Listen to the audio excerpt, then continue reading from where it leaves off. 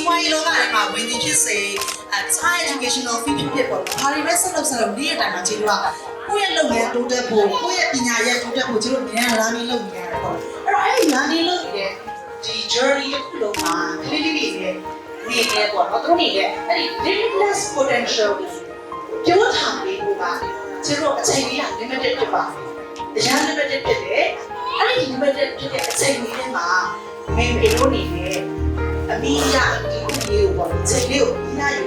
ပြောထားပြီးတဲ့မေမေအားလုံးကိုကြားပြောနေလို့ပြောချင်ပါတယ်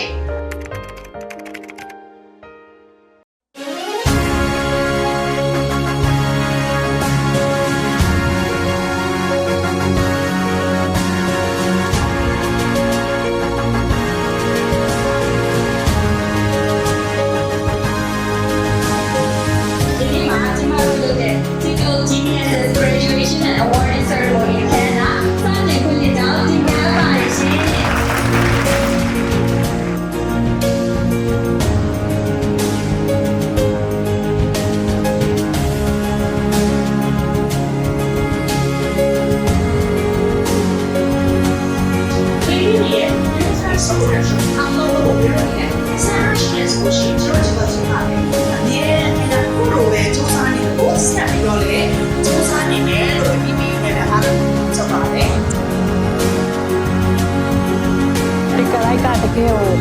ပြည့်စုံတဲ့အကြောင်းတစ်ခုလို့ပြောတတ်ပါတယ်ရှင်